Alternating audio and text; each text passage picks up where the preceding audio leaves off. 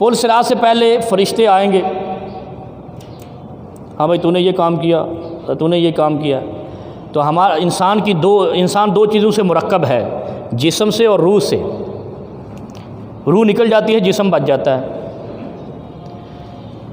अब रूह कहेगी जिस्म ने ये किया, जिस्म कहेगा इसने मुझे कहा। ऐसे ही है ना। अब फरिश्ता पुल सिरात से चढ़ाने से पहले आ गया है बंदे के पास और उसे कहता है तुमने ये किया, वो कहेगा इसने ये कहा। ये रूह कहेगी जिस्म इसके पास है, मेरे पास तो कुछ है ही नहीं। हाथ इसके हैं, मेरे तो है ही नहीं। पाँव इसके हैं, मेरे तो है ही नहीं। वो तो कल्लिमुना ऐदीहिम व तशहदु अर्जुलुहुम। आ गई ना बात। हाथ बोलेंगे, पाँव बोलेंगे, रूह बैठी होगी। अब दोनों एक दूसरे से बहस जारी है। अब रिश्ता कहेगा चुप करो, अब नक्शा देखें, ये अभी हमने जाना है जहाँ पे, हर किसी ने जाना है, कोई बारी बारी जा रहे हैं।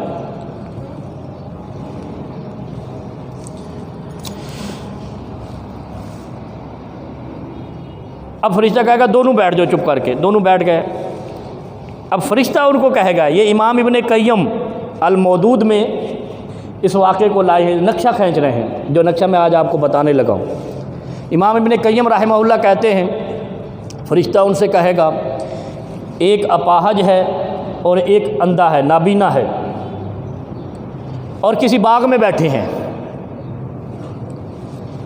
किसी बाग में अपाहज और नाबीना बैठे हुए हैं, और बाग में तो हर चीज़ खाने वाली होती है, आम खा लो, माल्टा खा लो, जो भी चीज़ है। अब नाबीना कहेगा मुझे ये चीज़ खानी है, अपाहज कहेगा मैं चल नहीं सकता हूँ। ऐसे ना अपाहज कहते हैं, अब उसको पता नहीं है बाकी ज़ुबानों में क्या कहते हैं यार, जिसकी टांगें ना हो, पाँव ना हो। अब वो नाबीना ख्वाहिश करेगा कि मुझे आम खाना है और मुझे नज़र नहीं आता। अपाहज कहेगा मुझे नज़र आता है, मैं तोड़ नहीं सकता हूँ, मैं चल के तोड़ के ला नहीं सकता। अब ये दोनों की बातें चल रही होंगी। अब फरिश्ता उनसे कहता है कि अपाहज नाबीना से कहेगा कि मुझे अपने कंधे पे सवार कर लो,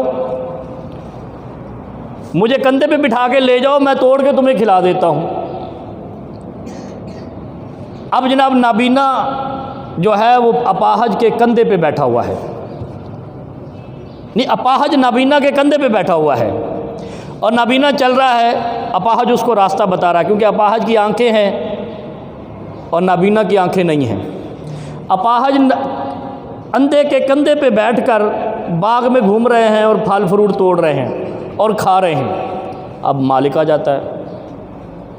अब मालिक आ गया या मुकदमा चला गया मालिक के पास, वो कहता मैं नाबीना, मैं तो मुझे तो फल नज़र ही नहीं आते। अपाहज कहेगा मैं तो टांगों से महरूम हूँ, मैं चल ही नहीं सकता।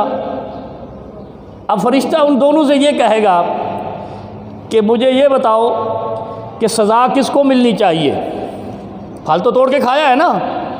दोनों अब बच रहे हैं, जैसे पाकिस्तान की अदालतों में जो मुजरिम झूठ बोलते हैं, मैं नहीं किया, वो किया, फटाफट दूसरे का नाम लेते भी, जो तूने नहीं किया तू अपना बोल, मैंने नहीं किया, दूसरे का नाम ज़रूर ले देते हैं।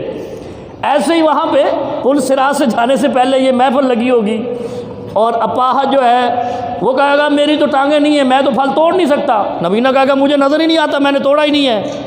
अब फरिश्ता क्या कहेगा? फरिश्ता कहेगा दोनों बैठ जाओ, अब ये बताओ फल तो तुमने खा लिए बाग के, अब सज़ा किसको मिलनी चाहिए? अब एक चौधरी साहब भी साथ बैठे होंगे, बैठे होते हैं ना, दूसरे लोग भी बैठे होते हैं, मजलिस लगी हो तो वो एक इधर से बोलेगा इन दोनों को मिलनी चाहिए, इधर से बोलेगा इन दोनों को मिलनी चाहिए। फरिश्ता उनसे पूछेगा भाई दोनों को क्यों मिलनी चाहिए? इसलिए कि ये नाबीना है, ये अपाहज है, कंधा इसका है, हाथ उसके हैं। ऐसे ही है, कंधा उसका था नाबीने का और हाथ अपाहज के थे। जुर्म दोनों ने किया है, लिहाजा सज़ा दोनों को मिलनी चाहिए। तो फरिश्ता कहेगा मुझे रब ने यही कह के भेजा है कि सोचा रूह ने है, गलती जिस्म की है, सज़ा दोनों को मिलनी चाहिए। ये हिंदू कहते हैं ना जला देंगे, जिस्म को सज़ा नहीं मिलेगी। ऐसे ही है ना, ये जो दुनिया में मज़ाहब बने हुए हैं और मुनकरीन हदीस के भी ऐसे मज़ाहब बने हुए हैं।